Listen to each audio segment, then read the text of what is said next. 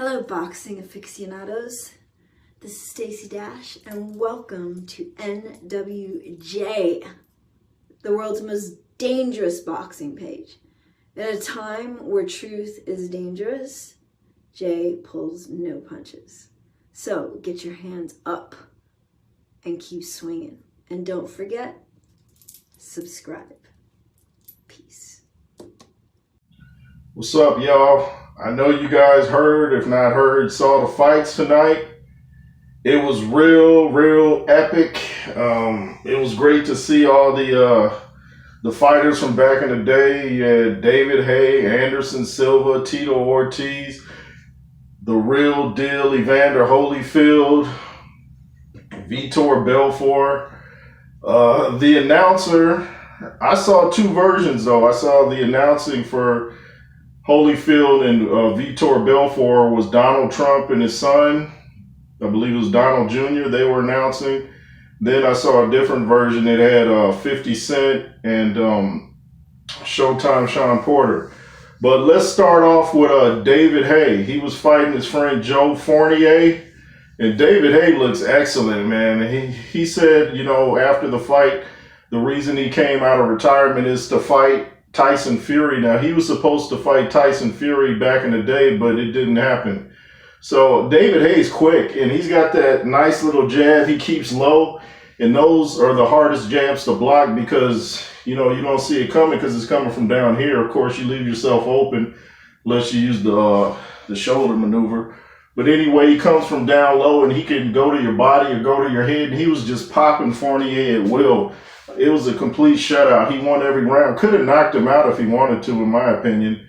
It was an 8-round fight. David Haye completely controlled it. And I noticed, I was like, these rounds are going by fast. I noticed it was 2-minute rounds. So, but David Haye in great shape, big size difference. And I saw Fournier hit. You know, he clipped David Haye a couple times, but David Haye was just totally unbothered, kept his hands down, showing, you know, that he could pretty much control this fight. And it was a big size difference. Like I said, I'm trying to remember the weight. I know David Haye was in the 200s. The other guy, I think, was somewhere 190. But David Haye's looking great. Wants Tyson Fury. We'll see what happens. Then next, we had the Spider, Anderson Silva, coming off his win against Chavez Jr. And Anderson Silva has transitioned great from MMA to boxing. The guy looks great, you know. Just the way he stands is like a fighter. A lot of guys coming from mixed martial arts in the UFC, when they box, their stance is kind of off, like Tyron Woodley. He looked kind of awkward when he was fighting Jake Paul.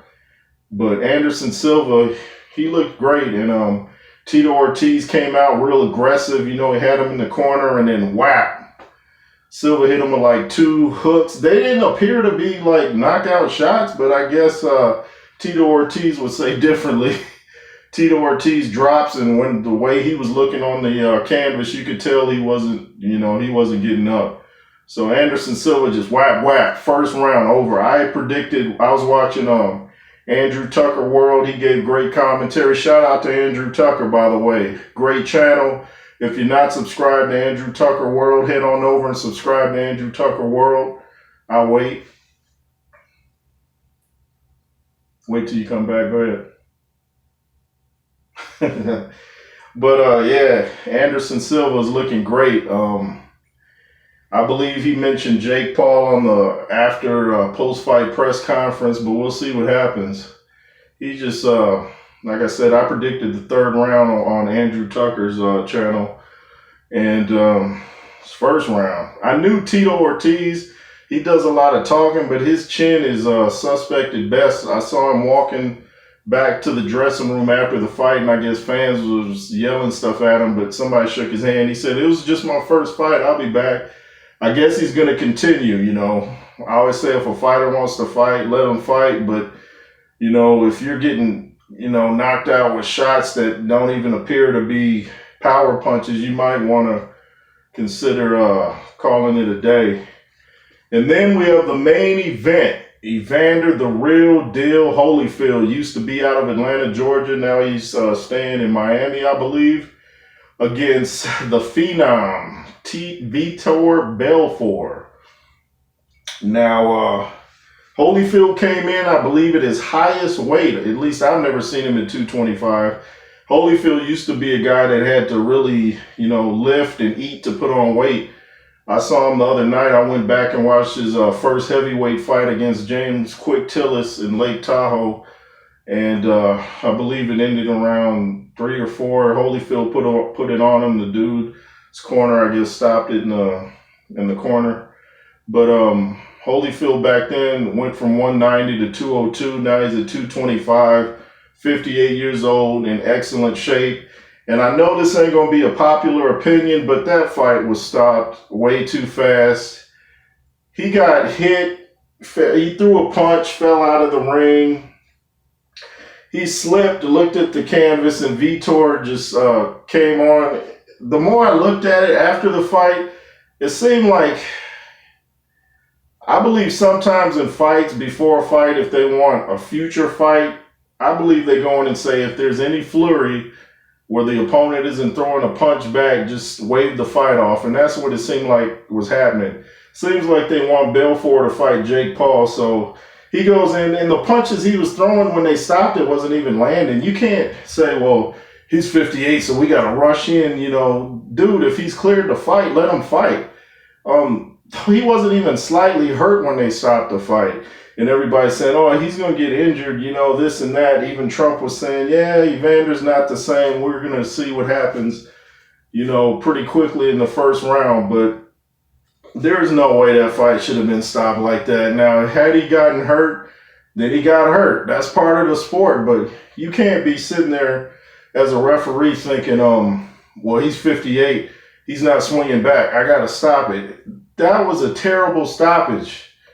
First round, Evander gets stopped. And even one of the punches that he got knocked down with, they said it was an uppercut first, but I didn't see it. The camera was at Evander's back. I know I saw a punch hit him in his back, and it looked like he tripped. But, they do say the first thing to go on an aging fighter is the legs. I remember when George Foreman was training for his comeback, you'd see him pulling diesels uphill with ropes, I guess, trying to make sure his legs were there. So it wasn't a good thing to see his legs being weak. Or I heard Evander say after the fight he wasn't hurt. They're talking about 50 Cent said to him, maybe you can fight Tyson next. So he wants that. He mentioned fighting David Haye. A press guy mentioned before the fight. He's like, yeah, I'd be willing to do it if David Haye is. But Evander said at the end of the fight he wasn't hurt. He said Vitor was real strong. He said, and one thing that I didn't like that Evander said, he said, I can't move around like I used to. And I thought you may want to keep that to yourself because, people are quick to say you shouldn't be fighting when you reach a certain age. So if you say you can't get moving around the ring or get out of the way, they're going to say you shouldn't be fighting. So you might want to keep that to yourself, next time if you fight Evander. But he wasn't hurt. I mean, this is Holyfield. How many shots has he taken? Before he fought Mike Tyson, they were saying he was washed up. Everyone took Tyson. He came next fight and cleaned Mike Tyson's clock. So, and people overreact, he threw a punch, missed, and fell out of the ring. This dude was not hurt when they stopped the fight. I don't care what anybody says. You got to give him the benefit of the doubt, even at 58. If you're going to clear him to fight, let him fight. We don't want to see any time a guy throws 6 punches or something and the other guy's covering up. He's supposed to cover up. Just because he's not throwing, let it go. Let him see what he's going to do. But they stopped the fight. Evander wasn't hurt. You could clearly tell.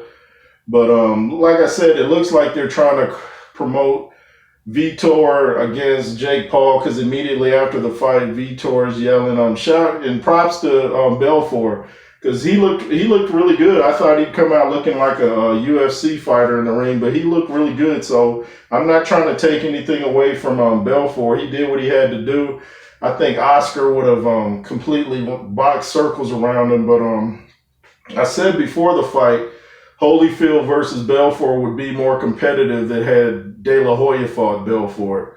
But Belfort did what he had to do. and he was throwing uppercuts, and he looked really good. And immediately, like I said, after the fight, he was calling out Jake Paul, calling him all kind of names and stuff like that. They were talking about $30 million. I tell you what, I'd be more interested in seeing Anderson Silva versus Jake Paul. Anderson Silva's skilled, I think he could have a future in the sport, and of course, people are going to come in talking about his age, but he beat a boxer, Chavez Jr., and now he beat Tito Ortiz, which in my opinion, I knew he was not going to win that. I knew that. But yeah, I think, like I said, when big money's involved, I think sometimes Triller's kind of suspect anyway. I mean, you remember, that Ben Askren fight. I mean, sure, the dude got hit, but today's audience is so sophisticated, they can't make it look too blatant if a fight is fixed. So they may say, if you get hit with a good shot, stay down, but you can't, miss a shot, and then, people replay it, pause it, and show that the punch didn't land. So you got to make it look real now. And I just think they went into this one and said, if Evander gets hit with any kind of flurry and doesn't answer, stop the fight. We got to promote this Vitor Belfort Jake Paul fight. My opinion, and I'm sticking to it. What do you guys think? Did you guys see the fight? What did you think? Anyway, make sure to subscribe, like, comment. All my subscribers, if you're watching from my J. Roos Theory page, come on over here and subscribe. And let's make sure this page takes off like a car with the brakes off.